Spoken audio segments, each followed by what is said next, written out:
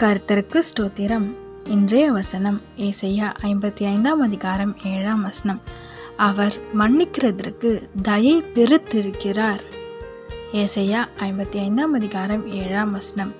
அவர் மன்னிக்கிறதற்கு தயை பெருத்திருக்கிறார். இன்னைக்கு உங்களை பார்த்து கர்த்தர் ஏசப்பா சொல்றது என்ன தெரியுமா? உங்களை மன்னிக்க அவர் ஆயத்தமாக இருக்கேன்னு சொல்றாரு. ஆமென்.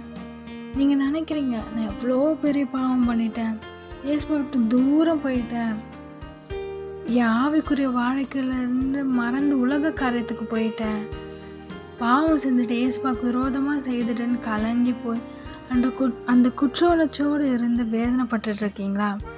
உங்களை பார்த்தா கர்த்தர் சொல்கிறாரு, உன்னை மன்னிக்க நான் தயை பொருந்து இருக்கிறேன், தயையோடு உனக்காக காத்து கொண்டு இருக்கிறேன்னு சொல்கிறாரு.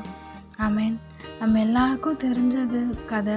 பைபிளில் சொல்லப்பட்ட உவமை கெட்ட குமாரன் தன்னோட அப்பாவோட சொத்தை பிரித்து இளைய மகன் எடுத்துகிட்டு போயிடுவான்.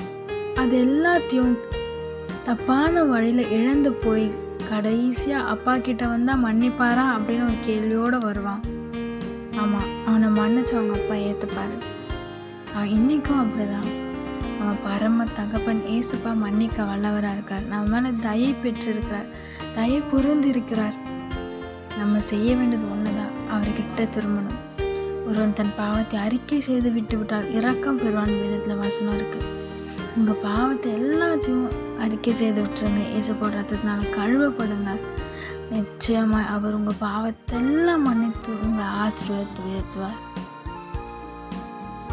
ஆமென்.